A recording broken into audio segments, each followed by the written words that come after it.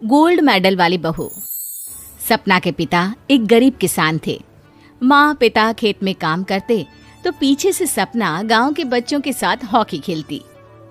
एक दिन शाम को सारा दिन खेलती रहती है, ये नहीं कि छोटे भाई को संभाले।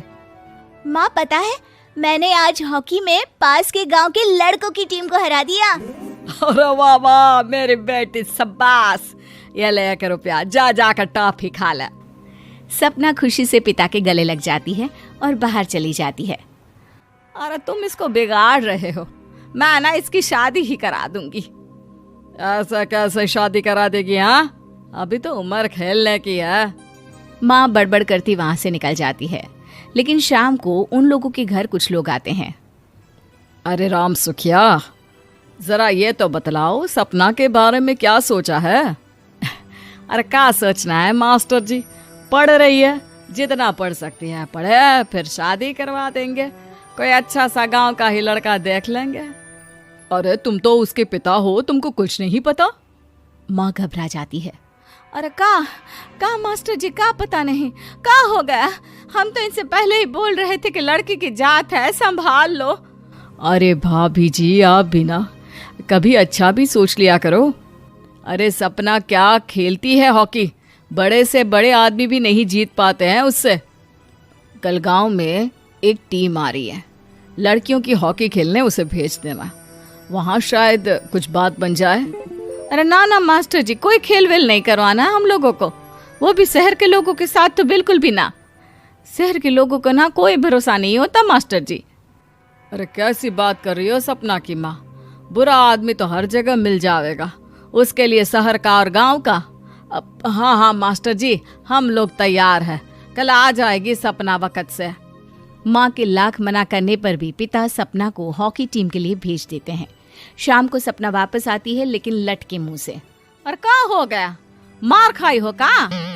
कौन मारेगा हमें? कोई मार वार खाकर नहीं आए। अरे फिर शकल पर 12 क्यों बजे हैं, बताओगी? देखो माँ, आप समझोगी नहीं, बताकर फायदा क्या है? अरे बिटिया रानी, हम तो समझेंगे ना, हमें ही बता दे। सपना पापा के गले लग जाती है। पापा, मैं ना सिलेक्ट हो गई हूँ भारत की हॉकी टीम में खेलने के लिए। अरे वाह, ये तो बहुत ही खुशी की बात है मेरे बच्चे। फिर मेरी गुड़िया काहे परेशान है? पापा, मुझे दिल्ली जाना पड़ेगा आगे की प्रैक्टिस के लिए। माँ जो सारी बात सुन रही होती है, जोर से चिल्लाती है। एक पैसा नहीं है मेरे पास, समझी? कुछ नहीं दूंगी।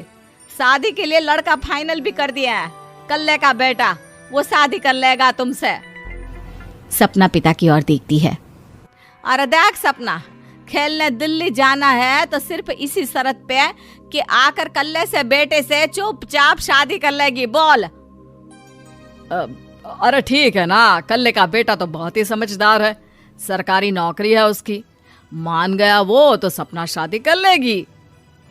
सपना भी धीरू, जो कि कल्ले का बेटा था, उसे जानती थी।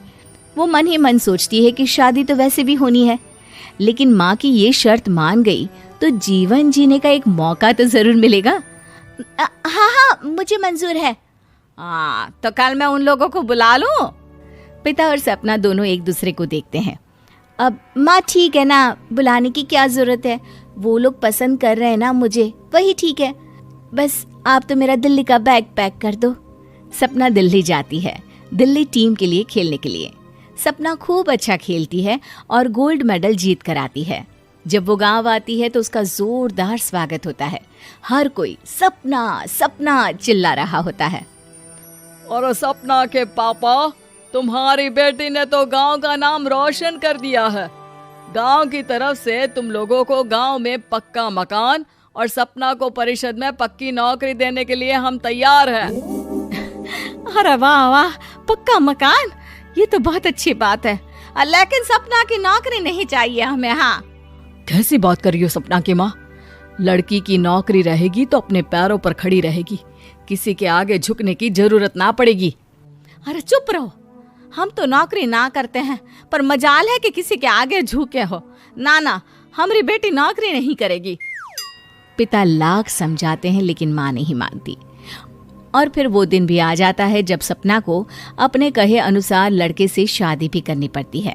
ससुराल में ए बहू, तू रोज रोज सुबह कहाँ जाती है? घर का सारा काम निपटा कर कहाँ भागती है?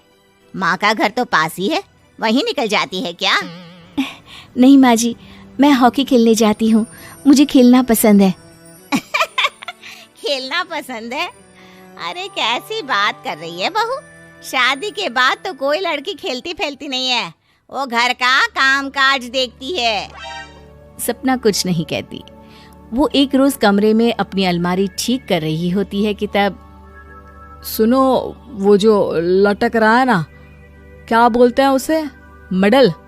सपना पति की बात सुनकर खुश हो जाती है, उनके पास जाती है। मैं सोच ही रही थी कि तुमने कभी पूछा क्यों नहीं। ये मेडल है, मैंने जीता है, पता है, हॉकी में। बड़ा मैदान, बहुत से लोग, 2 टीम और फिर शुरू होता है जुनून। पता है, लगता है जैसे बस जिंदगी यही है, खेलते रहो, भागते रहो, दौड़ते रहो और लक्ष्य को पालो। सुनो ना, मैं ना भारतीय टीम के लिए खेलना चाहती हूँ। माँ, यहाँ तो आ जरा। सपना हैरान हो जाती है कि ये क्या हो गया, पति अचानक से माँ को क्यों बुला रहा है। हाँ बेटा, क्या हो गया? काहे गला फाड़ रहे हो? माँ, ये सपना क्या कह रही है? अरे बीवी तो बोलती ही रहती है बेटा, लेकिन क्या हो गया, चिल्ला क्यों रहे हो? ऐसा क्या बोल दिया इसने? माँ ये बोल रही है कि इसको खेलना है भारतीय टीम के लिए। सपना डर जाती है। नहीं माँ जी, मैंने कहा कि मैं चाहती हूँ कि वो मैं बोला था ना, शादी के बाद कोई खेलता नहीं, घर का काम काज देखता है, लेकिन फिर भी। नहीं माँ जी, ठीक है, मैं घर का काम देखूंगी, कल से मैं खेलने भी नहीं जाऊंगी, माफ कर दीजिए। सपना पति की तरफ देखती है जो माँ की तरफ देख रहा होता है। उसे गुस्सा तो आता है, लेकिन करती भी तो क्या, सास के सामने कैसे पति की क्लास लगाती। अरे बेटा, अब क्यों घूरे जा रहे हो बहू को? माँ, अभी इस बात का फैसला करके जाना, वरना ये तो तेरे कमरे से जाने के बाद मुझे। अब चुप हो जाइए आप, छोटी सी बात का बतंगड़ मत बनाइए। छोटी सी बात? बहू, ये कोई छोटी बात नहीं है। जो लड़की दिल्ली के लिए गोल्ड मेडल ला सकती है, वो देश के लिए भी तो गोल्ड ला सकती है ना। हम लोगों को किसी चीज की कमी नहीं है बहू, घर का काम तो कोई भी कर लेगा, लेकिन देश का नाम रोशन करने के लिए सपना चाहिए। जा बहू, तेरी ट्रेनिंग का सारा इंतजाम तेरे पति ने कर दिया है, जा खेल और देश का नाम रोशन कर। सपना की आंख में आंसू आ जाते हैं। वो सोचती है कि बेटियों को मायके के साथ अगर ससुराल में भी सहयोग मिले तो ऐसा कोई काम नहीं जो वो नहीं कर सकती है।